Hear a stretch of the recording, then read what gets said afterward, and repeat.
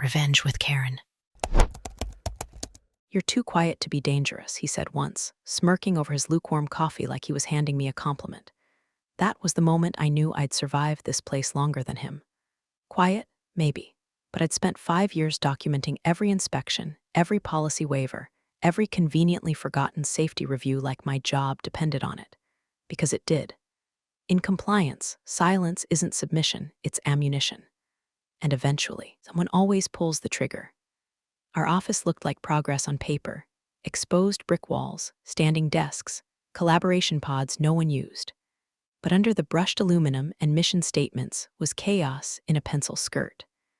Most of the execs treated my department like we were optional, like compliance was something they had to pretend to care about for the quarterly audit, then toss back in a drawer until the next one. Wanted software deals with municipal contracts, state transportation systems, even federal logistics pipelines. But they didn't want the boring part, the rules that came with it. That's where I came in. A nobody in flats who could quote state code like scripture and catch a falsified signature at 20 paces. Legal respected me, barely. The finance team tolerated me. HR didn't know I existed unless something exploded. But the C-suite saw me as wallpaper. Necessary, silent, replaceable. But here's the funny part. You know who actually keeps the company from collapsing under a $12M fine because some overpaid exec forgot to run a background check on a subcontractor hauling hazardous materials through 5 states? Not the flashy VP of product. Not the guy who brings vibes and kombucha on tap. It's the woman in the back corner with a spreadsheet, a red flag list, and insomnia. It was me. Every week, I submitted quiet reminders. Your reporting timeline is off by 3 days. Your inspection form's missing a third-party sign-off. Your one-click safety checklist is neither safe nor complete. And every week, the responses got shorter, snarkier, and eventually non-existent. By the way, if you're the kind of person who thinks people like me don't have stories worth hearing, well, buckle up. And if you're still listening at this point, me a solid and hit that subscribe button. A like wouldn't hurt either. Seriously, 95% of folks never subscribe, and it means a hell of a lot to our team. Keeps us fueled with caffeine and spite. Mostly spite. Anyway, back to the decay. The shift happened slow, like mold in the fridge. One executive got poached by a unicorn startup. Another left after some whispers about expense reports and a vendor with suspiciously tight yoga pants. The time our 4th COO in 3 years showed up, the building had the scent of desperation covered in vanilla air freshener. The new guy, Brett, walked in with teeth too white and shoes too loud. He called himself a systems disruptor, which I guess is corporate for burns things down and hopes someone else cleans it up. He took one look at our compliance protocols and said, "Looks like we're heavy on bureaucracy." That's gonna change. That Monday, canceled our quarterly internal audit drills. By Wednesday, he slashed our budget.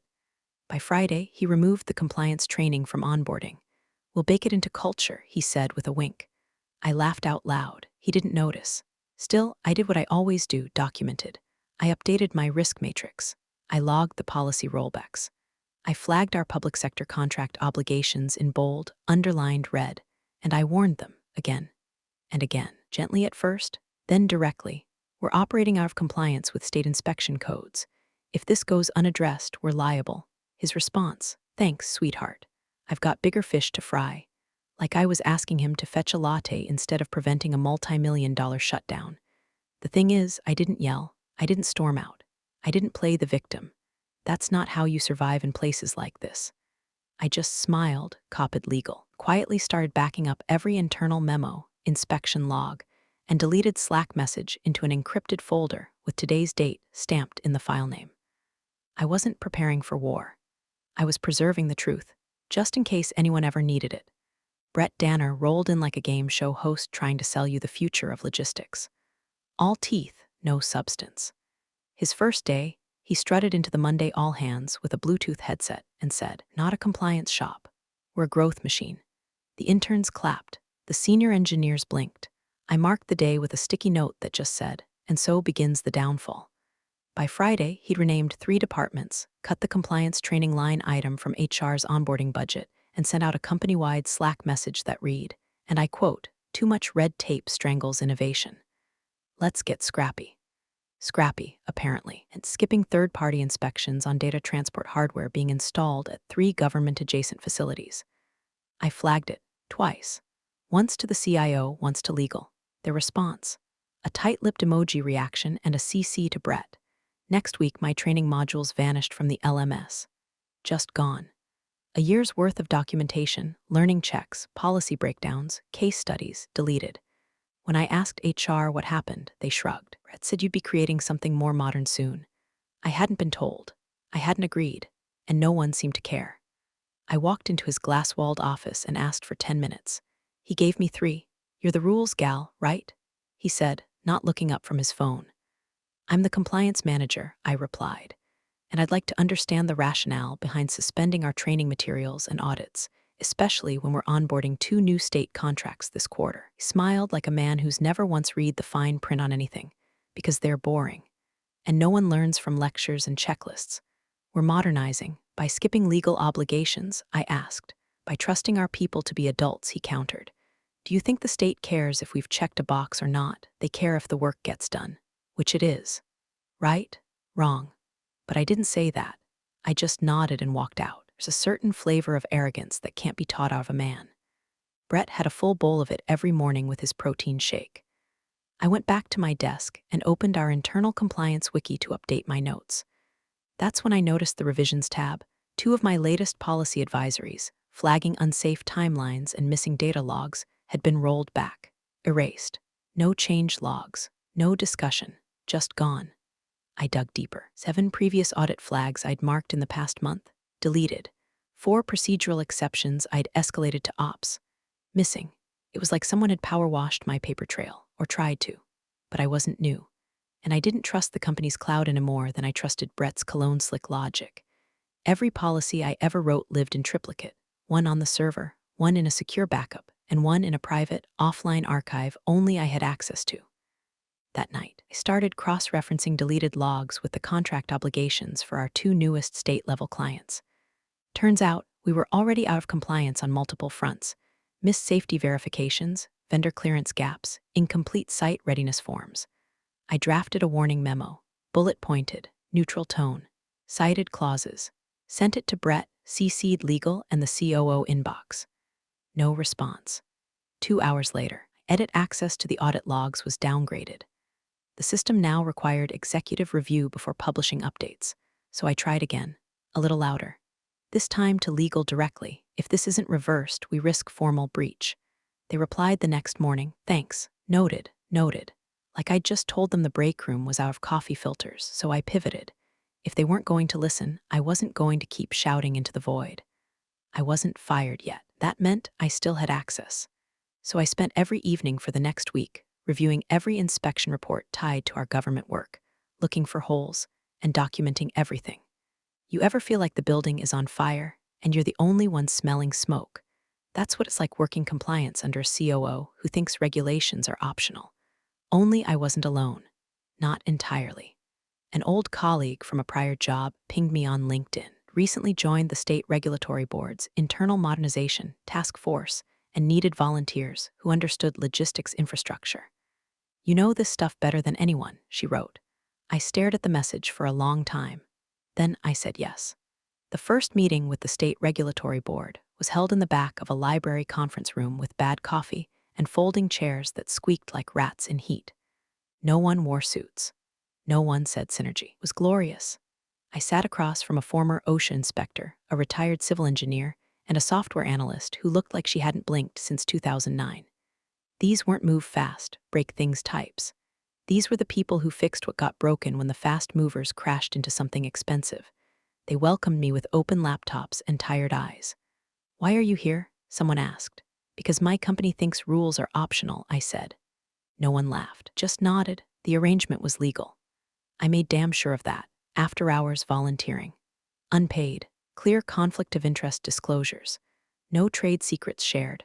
Nothing confidential.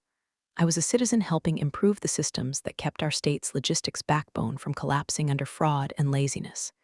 If that made me disloyal, then maybe they should have asked why loyalty required silence.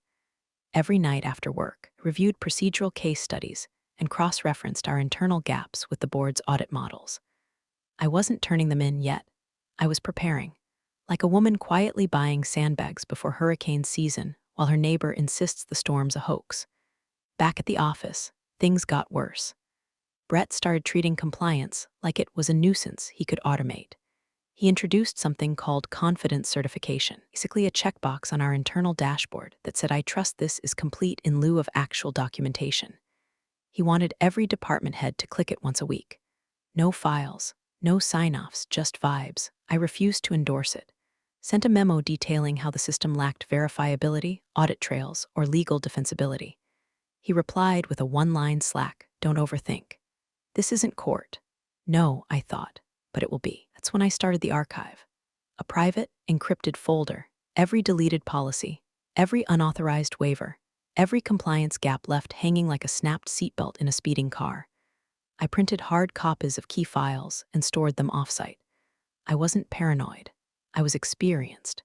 Then came the site inspection incident. We had a scheduled verification at a shipping node in Richmond, a joint contract with the State Transit Authority. I'd flagged the site 6 months earlier for outdated environmental hazard controls. The inspection got delayed, then rescheduled, then postponed indefinitely. On paper, the site still needed to pass 5 key safety checks before we could claim compliance. But on Tuesday, I got a PDF in my inbox marked Final Inspection Approval. The digital signature? Mine. Except I never signed it.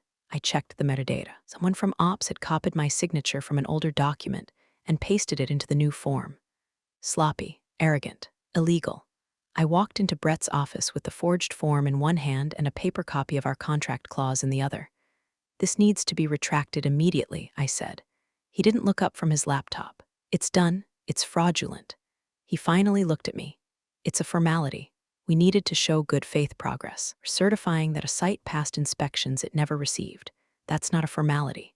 That's a false attestation under state law." Brett leaned back, smug. "If you're so worried, just file a memo. That's what you do, right? Write little memos." I stared at him for a beat longer than I should have. I wasn't going to scream.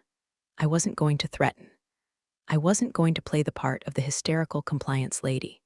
Instead, I walked back to my desk, opened a blank template titled Ethical Exception Notice, and formally refused to sign off on the Richmond site. I included the forged file as an exhibit, sent it to legal, CC'd Brett, attached the relevant statute. No one replied. But the next morning, my access to the site inspection folder was revoked, so I printed it, every single document tied to that site, and added it to the archive. It started with a calendar invite that smelled like bait. Quick HR sync 15-min no agenda. The kind of meeting that screams we're documenting this. I wore gray, neutral, forgettable. HR was already in the room when I arrived, Paula, the same woman who once tried to implement Pet Picture Wednesdays to boost morale. She smiled like she was about to euthanize a puppy. "Just a quick chat," she chirped, gesturing to the chair across from her. "We've received some questions, just routine stuff, nothing serious." Nothing serious always precedes something venomous. She opened a folder that didn't need to exist for a quick chat. Inside, a printout of my LinkedIn activity. A timestamped Slack message I'd sent at 6:42 p.m. weeks ago. A screenshot of a regulatory board's public Zoom webinar with my name in the participant list. "Have you been doing any external consulting?" she asked, eyes wide with feigned innocence. "I volunteer with a state oversight task force," I said evenly. "Unpaid, fully disclosed in my annual conflict of interest form. You have a copy on file," she blinked. "Ah, yes." But Brett raised some concerns that perhaps this affiliation could be seen as competitive. "You know, given the nature of our contracts." I smiled without showing teeth. "The nature of our contracts is exactly why I joined." She didn't like that. You could see it in the way she shuffled her folder like she wished it contained a pink slip. Brett's fingerprints were all over this. HR doesn't randomly wake up one morning and start monitoring your Zoom background for logos. This was orchestrated. I left the room with no write-up, no warnings, no formal reprimand. Just a sense, you know the one, when the forest goes too quiet. By Thursday, my project assignments started disappearing from Jira. Reassigned, on hold, redundant. I wasn't told. I wasn't included in the meetings, only found out when someone from Dev pinged me. "Hey, who's handling compliance review now?" Good question. Friday morning, my badge didn't work at the main elevator bay. Facilities told me it was a glitch but couldn't explain why my name had been moved to a different access group labeled Tier 2 Limited. I could still enter the building, but not the executive floor, not the server room, not the compliance records archive. They didn't fire me, tried to erase me, quietly, like digital whiteout. It was almost poetic. I'd spent 5 years warning them what happened when you tried to pretend compliance didn't exist, and now they were pretending I didn't. I could feel the trap closing. Slowly, padded jaws. No teeth, not yet, but I wasn't scared. You only panic when you don't know what's coming. And I did. I had seen this play before, just never from such a tragically underqualified director. Thought they were isolating me. What they didn't realize is that I'd already shifted my energy elsewhere. Every evening, I continued meeting with the state task force, reviewing training protocols, providing anonymized case data, helping refine their auditing algorithm to better flag inconsistencies, like forged digital signatures and missing inspection logs. The very gaps Brett was now mass-producing in our infrastructure. I asked the task force if they ever did spot checks on mid-level software logistics firms with public contracts. The chair smiled. We do now. I never said my company's name. I didn't need to. That weekend, I found another altered form submitted under my credentials, this time tied to a new federal vendor. I saved it, archived it, backed it up twice. Then I forwarded a new memo to Brett's inbox. No CCs, no dramatics. Subject: final clarification on unauthorized use of credentials Richmond, Dallas, and Owens projects. Attached, all the documents he thought had been erased. No reply, of course not, but the silence felt different this time. Not dismissive, defensive. They knew I was still in the building, and they hated it. The calendar invite came in at 3:06 p.m. on a Friday. Subject: alignment touchpoint compliance discussion.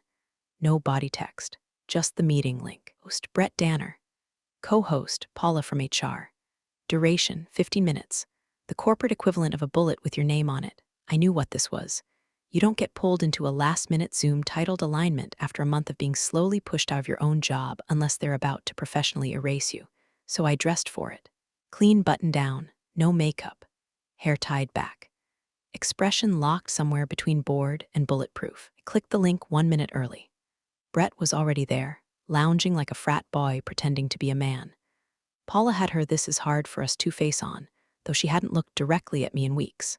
He didn't waste time. We've completed a thorough internal review, Brett began, sliding into his best corporate executioner tone. And unfortunately, we've identified a serious conflict of interest regarding your extracurricular consulting work. Used the word extracurricular like he caught me doing jazzercise for a rival firm. I said nothing. Given the sensitive nature of our contracts, he continued, and your recent pattern of disengagement, we've decided to terminate your employment effective immediately. Paula jumped in then, bless her HR script. We appreciate your contributions. Your severance and COBRA information will be sent via DocuSign. Please return any company assets by. Muted her, not out of rage, not out of protest, just because I didn't need to hear the rest. Instead, I opened my second monitor, navigated to a folder I'd labeled break glass, dragged a file into a draft email. 2. Redacted at State Board Gov subject. Immediate review pattern of misrepresentation and falsified inspection records. Confidential attachments. 14 PDFs. 6 audio files. 1 spreadsheet. Body. Per prior conversations. Formal documentation attached. Termination occurred at 3:09 p.m. today. I trust you'll find the timeline instructive. I hovered over send, looked back at Brett. He was waiting for me to beg or explain or melt down. That's what men like him always expect, either apology or hysterics. Something they can control. Instead, I smiled. A small, symmetrical thing. And I said, "Thank you for your clarity." He blinked. I hit send. Then I clicked leave meeting, closed my laptop, unplugged the charger, stood up, cracked my back, and walked to the fridge to pour myself a Diet Coke like I had just finished a particularly satisfying yoga class. Outside, it was starting to rain, the soft kind, cleansing. I sat by the window and watched the first drops hit the pavement while my inbox slowly locked itself, remote wiped by IT. I didn't care. Everything that mattered had already been copied, triple backed up, hand-labeled, delivered. They thought this was the end of the story, but they'd just hit print on the first page of the audit. Monday was coming, and with it, every ghost they'd tried to delete. By Saturday morning, the corporate obituary had already made its rounds. She got canned for moonlighting, one Slack message read.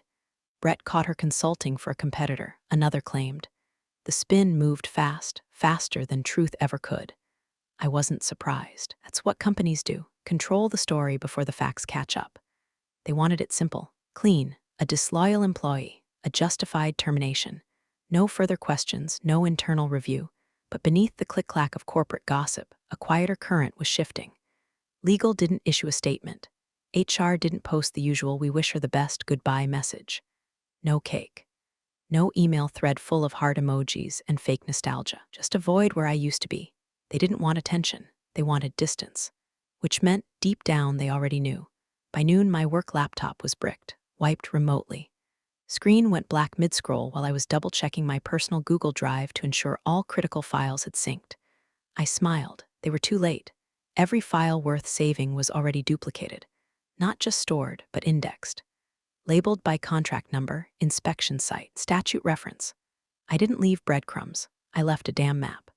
I spent the rest of the weekend at my dining table surrounded by open folders, legal pads, and 2 dead pens. I reviewed every site inspection Brett had signed off on in the last 90 days. Dallas, Owens, Richmond. Site 4B was the worst. It had missing HVAC clearance signatures and a falsified emissions form dated 2 weeks before the equipment was even installed. Each file I opened smelled like gasoline waiting on a match. By midnight Sunday, I had what I needed: a timeline of active violations, manipulated documentation trails, and signed attestations that would fail even the gentlest audit review. Not enough to bring the company down, but enough to freeze every public sector contract they currently had pending. And that was enough. I logged into the state board's secure drop portal and uploaded the packet. No commentary, no editorializing, just the truth formatted like a compliance officer's middle finger. I ended the submission with one line: recent termination may indicate obstruction of internal reporting. That's all I had to say. By design, I wasn't allowed to comment further. Once a formal filing is made, the agency takes over. No contact, no back channels, just the ticking clock of procedure and consequence. Still, I didn't sleep. Not because I was anxious, because I was focused. They fired me for being a threat. Now they'd learn what kind of threat I actually was. Brett had spent his short reign trying to erase the evidence, bury the audits, silence the risk. But systems don't forget. Logs don't lie. And the people who know how to read them, we never leave quietly. At 8:57 a.m. Monday morning, the receptionist at the front desk, Tamara, always polite, always caffeinated, buzzed the executive floor with an edge in her voice. "Hi, I've got 3 gentlemen here from the State Oversight Board. They say they're here for a facility audit." Silence on the line, then a click. By 9 a.m. sharp, 3 regulators in gray jackets and lanyards stepped through the double glass doors like they'd just walked off a courtroom procedural. Not angry, not aggressive, just calm, practiced. The kind of calm that makes guilty people sweat. Brett didn't recognize it yet. He thought it was a misunderstanding. "Gentlemen, I think there's been a mix-up," he said, already reaching for his PR smile. "We've got a formal review scheduled next quarter. You must be early." The lead inspector, older, built like a former linebacker who traded helmets for clipboards, didn't blink. "This isn't a scheduled review, Mr. Danner. This is a surprise inspection. Per State Statute 42A, Section 17, immediate compliance requested." He handed Brett a sealed folder, the kind that comes pre-labeled. Inside, a warrant for site access and a list of required documents. Brett chuckled. "You can't be serious." "We've got meetings, product demos, we're serious," the inspector said flatly. "Please gather your compliance officer." Brett's mouth twitched. "She's no longer with the company." The inspector nodded, so we assumed. He turned to Tamara. "We'll need access to the compliance archives, digital infrastructure logs, and physical inspection reports for all active public sector contracts, starting with Dallas, Richmond, and Owens sites." Tamara blinked, unsure if she should be looking at her boss or the man with the badge. Brett tried to pivot. "Look, I think we should loop in our legal team." The inspector opened his tablet and started reading. The attestation dated April 17th lists HVAC certification for the Owens facility. "Need the raw data logs, inspection photos, and the signature trail." "I will need time to pull that. We'll wait." They moved like a surgical team, quiet, methodical, not a wasted step.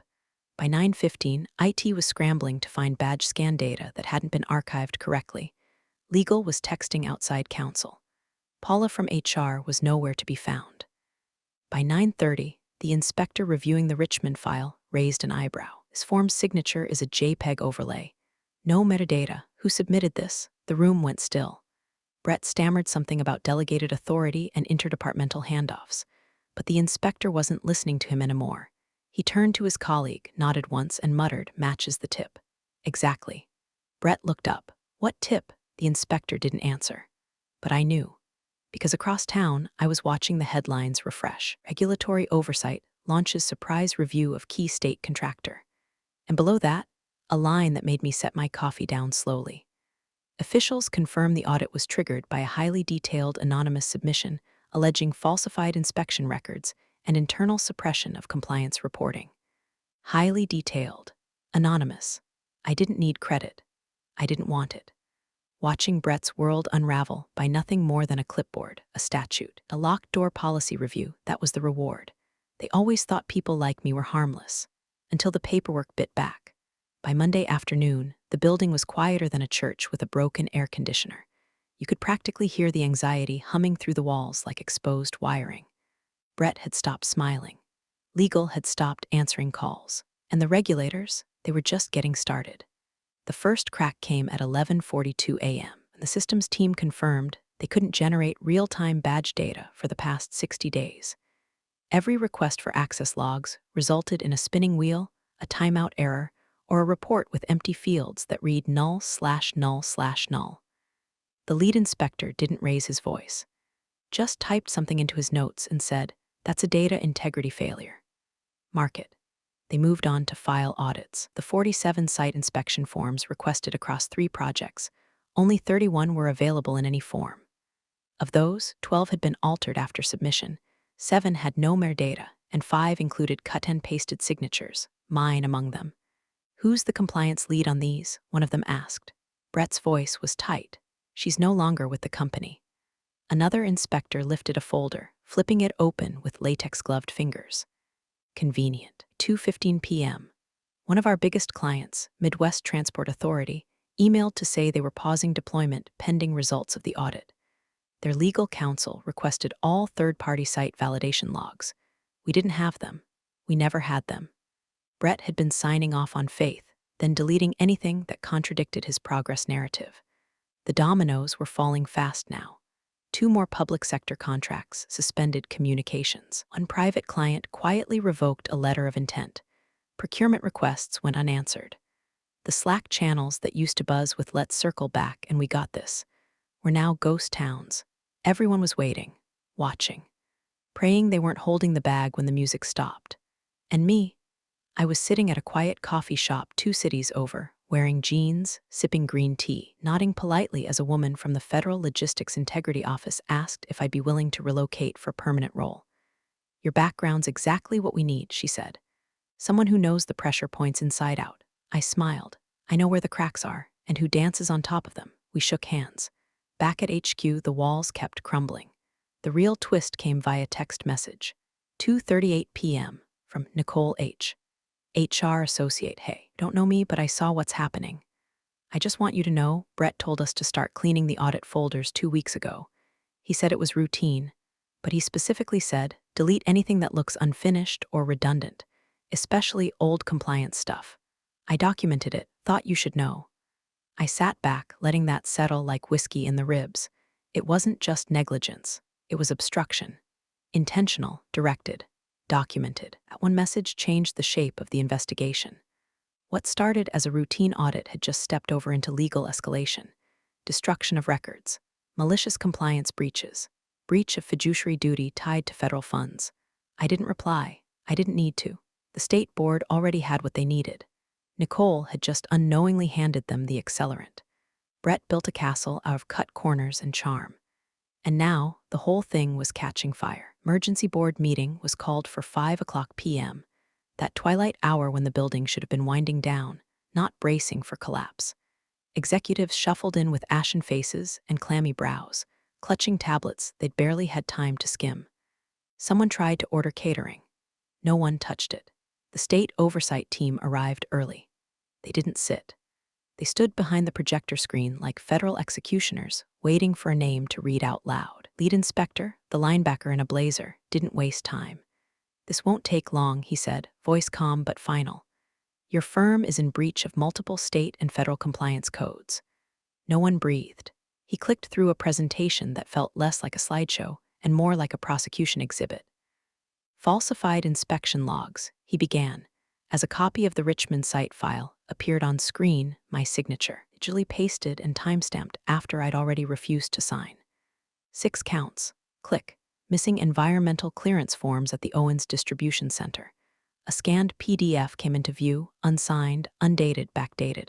Click. Unverifiable access logs for facility site 4B. Absence of digital signature trail.